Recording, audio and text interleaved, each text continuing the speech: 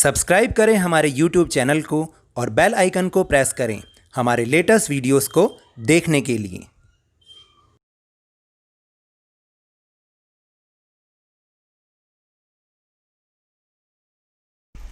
Hello and welcome to Lavneesh sir की class.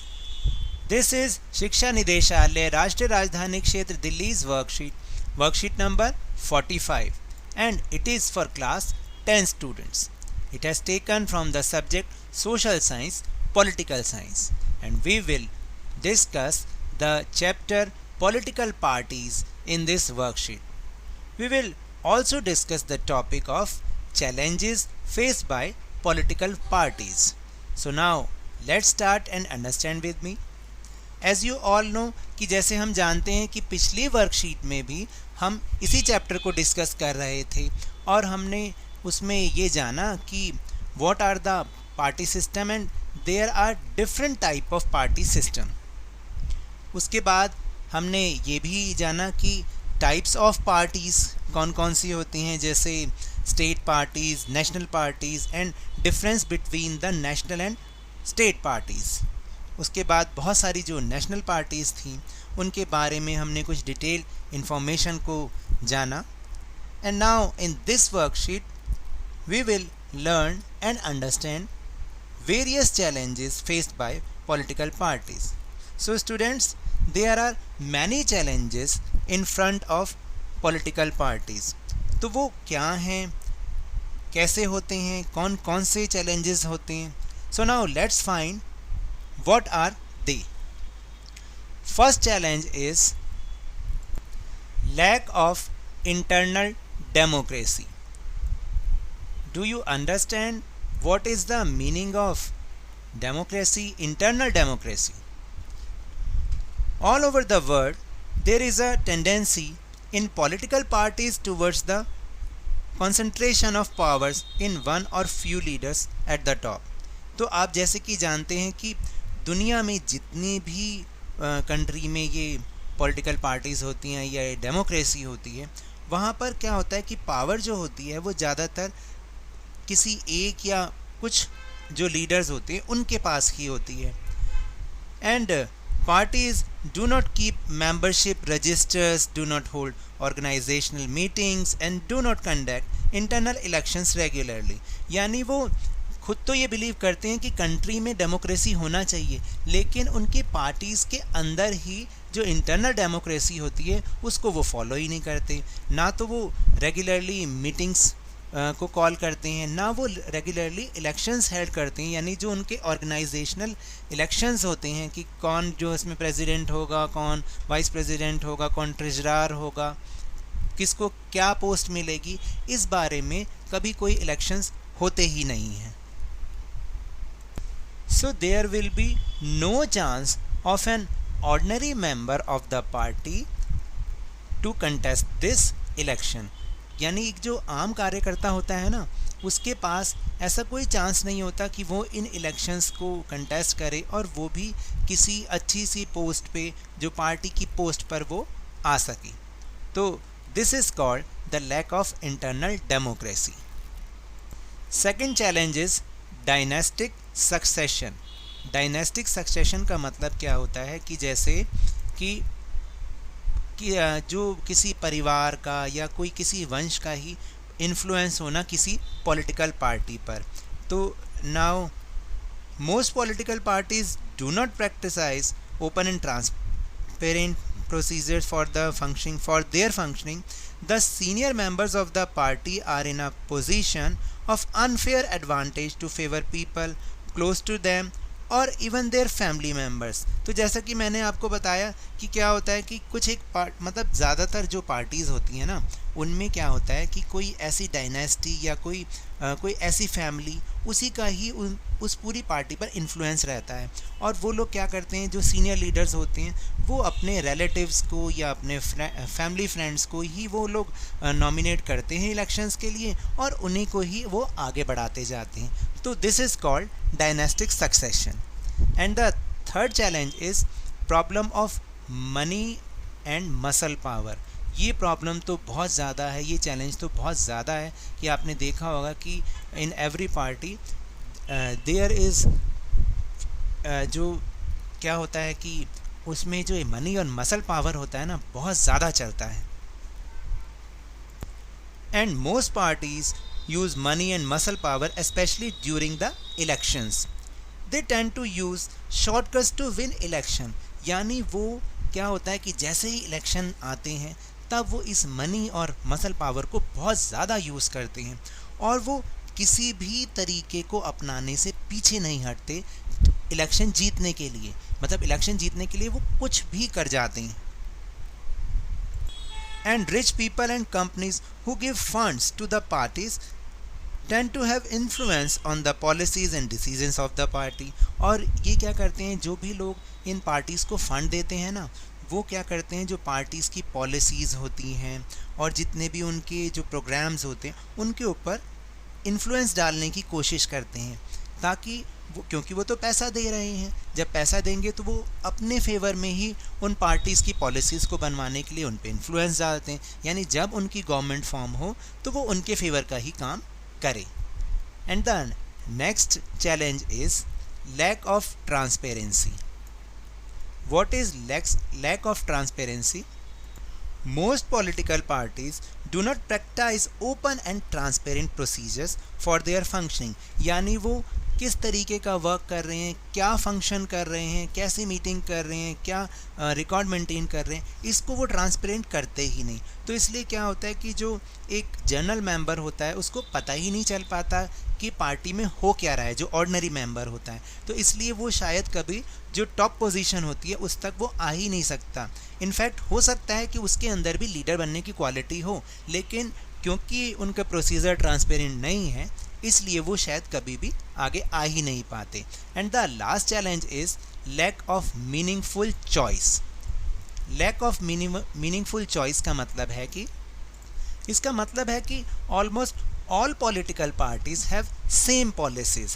There is less ideological difference between these parties। मतलब कहने का है कि आपने देखा होगा कि ज़्यादातर जितनी भी पॉलिटिकल पार्टीज़ हैं उनकी पॉलिसीज़ अप्रॉक्सीमेटली लगभग सेम ही रहती हैं। उनके अंदर जो आइडियोलॉजिकल डिफरेंस होना चाहिए वो भी बहुत ज़्यादा नहीं है, बहुत ही कम है।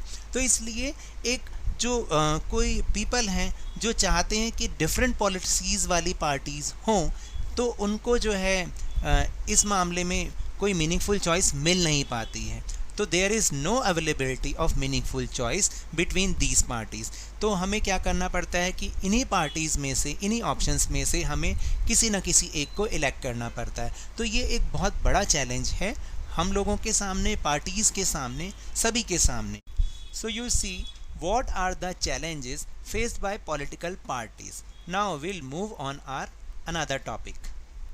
Next topic is suggestions for the reforms in the political parties। यानी हम क्या suggestions दे सकते हैं और क्या suggestions हैं ताकि इन पॉलिटिकल पार्टीज़ में रिफॉर्म किया जा सके। जो चैलेंजेस इनके सामने हैं, जो इनके अंदर हैं चैलेंजेस, उन्हें कैसे दूर किया जा सकता है। तो there are some suggestions given in this worksheet। First is making anti-defection law more strict। What is anti-defection law? देखिए anti-defection law का मतलब होता है कि पहले क्या होता था कि जो कई लोग ऐसे होते थे, कई लीडर ऐसे होते थे कि जो इलेक्शन को विन करते थे किसी और पार्टी से, और जब वो गवर्नमेंट फॉर्म नहीं कर पाती थी वो पार्टी, तो वो किसी और पार्टी में जाकर उनसे हाथ मिला लेते थे। किसी भी लालच में वो उनसे हाथ मिला लेते थे, चाहे उनको कोई पोस्ट मिल रही हो, चाहे पैसा मिल रहा हो। तो ऐसा क्या होता था कि ऐसा जो लोग होते थे वो समझते थे कि उनके साथ चीटिंग हुई है। तो जब इस बारे में बहुत सारी कंप्लेंट्स हुई तो हमारे जो सुप्रीम कोर्ट ने एक लॉ बना दिया कि एंटी डिटेक्शन लॉ, उसको बोलते हैं anti defection law. Detection law नहीं, anti defection law. Defection law में क्या था कि अभी क्या होता है कि आपको कहीं पर भी जाना है, किसी भी पार्टी में मूवमेंट करना है, आप बिफोर इलेक्शन तो वो वैलिड है, आफ्टर इलेक्शन वो वैलिड नहीं है। तो उसके लिए भी अलग से लॉ है कि अगर ऐसा होता है तो अलग से लॉ है। लेकिन आप जो है कैंडिडेट किसी और पार्टी के हैं, इलेक्शन किसी और पार्टी से लड़ रहे हैं, और जब आपकी पार्टी गवर्नमेंट फॉर्म नहीं कर पा रही, आप जीत गए लेकिन आपकी पार्टी ने गवर्नमेंट फॉर्म नहीं करी, तो आप किसी दूसरी पार्टी में चले गए। तो इसलिए ये एंटी डिफेक्शन लॉ बनाया गया। तो इसको और ज़्यादा स्ट्रिक्ट बनाने की ज़रूरत है। Reducing the influence of money and muscle power. तो जो मनी एंड मसल पावर की हमने ऊपर चैलेंज पड़ा था, तो उसको हमें रिड्यूस करना चाहिए कि कम से कम, ताकि सारी पार्टीज़ को ट्रांसपेरेंट होना चाहिए कि उनको फंड्स कहाँ से मिल रहे हैं, वो जिन कैंडिडेट्स को नॉमिनेट कर रहे हैं उनका बैकग्राउंड क्या है, ये सब चीज़ उनको ओपन करनी चाहिए, ताकि लोगों को भी पता चले कि ऐसी पार्टी को वोट नहीं देना चाहिए, ऐसे कैंडिडेट को वोट नहीं देना चाहिए। तो इससे भी रिफॉर्म हो सकता है। Next is election in internal organisation of political parties. तो देखिए ऊपर ये वाला चैलेंज भी हमने पढ़ा था, lack of internal democracy. So there should be election in internal organisation of political parties regularly, यानी रेगुलर तौर पर उनमें इलेक्शंस होने चाहिए, उनकी मीटिंग्स का पूरा रिकॉर्ड होना चाहिए, और जो सब में ओपन होना चाहिए, सबको पता होना चाहिए। And the next is more ticket should be given to the women. देखिए ऐसा माना जाता है कि जो वीमेंस हैं वो एडमिनिस्ट्रेशन में अच्छी होती हैं, और जो वो किसी चीज़ को अच्छे से हैंडल कर पाती हैं। तो इसलिए हमने देखा है कि जितनी भी हमारी पॉलिटिकल पार्टीज़ हैं वहाँ पर वीमेन का जो रिप्रेजेंटेशन है वो हार्डली 10%, 10 और 12% और 15% है, इससे ज़्यादा है ही नहीं। और जबकि हमें इंडिपेंडेंस मिले हुए लगभग 73 ईयर्स हो रहे हैं, आज भी वीमेंस जो हैं पॉलिटिकल लाइफ में इतनी ज़्यादा पॉपुलर है ही नहीं। पॉपुलर क्यों नहीं है? क्योंकि उन्हें आगे रिकॉग्निशन ही नहीं दिया जाता, उन्हें पॉलिटिकल पार्टीज़ में जगह ही नहीं दी जाती है। तो ये इसका एक बहुत बड़ा कारण है। तो अगर शायद टिकट्स विमेन को दी जाएगी तो वो शायद अपना काम, अपने एरिया का काम, अपने पॉपुलेशन के लिए, उनके वेलफेयर के लिए अच्छे से काम कर पाएंगी। Next is state funding of elections. देखिए क्या होता है कि अभी हम सब जानते हैं कि इलेक्शन कमीशन ने जितना भी फ़ंड डिसाइड किया होता है किसी इलेक्शन के लिए, कि किसी एक कैंडिडेट को या किसी एक पार्टी को इस लिमिट तक ही खर्च करना है अपने इलेक्शन में, लेकिन हम सब जानते हैं कि इन रियलिटी कुछ और ही है। रियलिटी में ये सब कुछ और होता है, और जितनी लिमिट सेट होती है उससे कहीं ज़्यादा जो मनी को यूज़ किया जाता है, मसल पावर को यूज़ भी किया जाता है। तो अगर हमारी गवर्नमेंट इस इलेक्शन का सारा फंड खुद बोर करे, खुद उसको ले, तो शायद ये चीज़ को कम किया जा सकता है। And the last is transparency in the internal working of political parties. So वही मैंने अभी बात बताई कि आपको कि जब तक ट्रांसपेरेंसी नहीं होगी पॉलिटिकल पार्टी की वर्किंग्स में, तब तक लोगों को पता ही नहीं चल पाएगा। उससे बहुत सारे जो जनरल वर्कर्स हैं वो जुड़े हुए होते हैं, और जनरल वर्कर्स में भी ऐसे उनमें टैलेंट होता है कि वो आगे आके एक टॉप लीडर बन सकते हैं, लोगों के लिए बहुत अच्छा काम कर सकते हैं। लेकिन क्योंकि उनकी इंटरनल वर्किंग में ट्रांसपेरेंसी ही नहीं होती, उन लोगों को पता ही नहीं चल पाता कि पार्टीज़ में हो क्या रहा है, तो वो शायद कभी भी आगे नहीं आ पाते, किसी टॉप पोजीशन पे नहीं पहुंच पाते, वो एक जनरल, एक ऑर्डिनरी वर्कर बन के ही रह जाते हैं। तो these are the suggestions for the reforms in the political parties. So now let's move on our question answer section. So the first question is, criminalization is a problem with Indian political parties. Do you agree with this statement? Give examples in support of your answer. So now my suggestions are, criminalization is a challenge with Indian political parties. I absolutely agree with this statement, because increasing infiltration of money and criminal elements is a big challenge for the politics, because all the concern of the parties is to win election. Therefore they tend to use shortcuts to win elections. यानी अभी तो आपको ये समझ में आ रहा है ना कि उनका मेन एम ही पार्टीज़ का इलेक्शन को विन करना होता है, इसलिए वो कोई भी शॉर्टकट मेथड को अपनाने से पीछे नहीं हटते।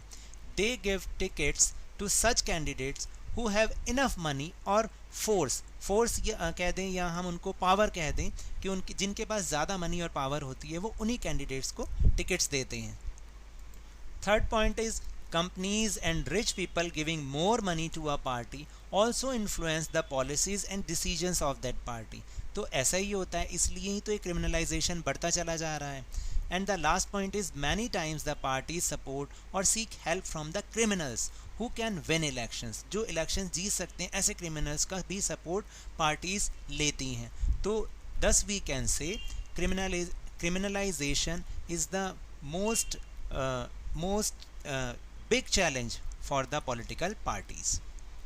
Question number 2 is what are the major challenges to the political parties in India? देखिए क्वेश्चन का आंसर थोड़ा लॉन्ग ज़रूर है, लेकिन अगर हमारे पास ज़्यादा मटेरियल होगा तो हम उसको कट शॉर्ट भी कर सकते हैं, लेकिन अगर मैटर ही कम होगा तो हम उसको कट शॉर्ट क्या करेंगे? So now the answer is Indian political parties have the following challenges. First is lack of internal democracy.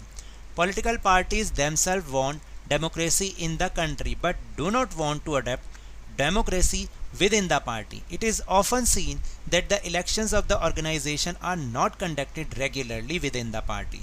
The senior leaders who declare as president by some leaders and no common worker is given the opportunity to contest that election.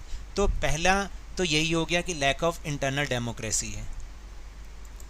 Second challenge is challenge of dynastic succession. In many parties, people from one family always come to the top position. Therefore, the chances of general worker becoming leader and going to top are less. This is called the challenge of dynasty succession. Third challenge is challenge of money and muscle power.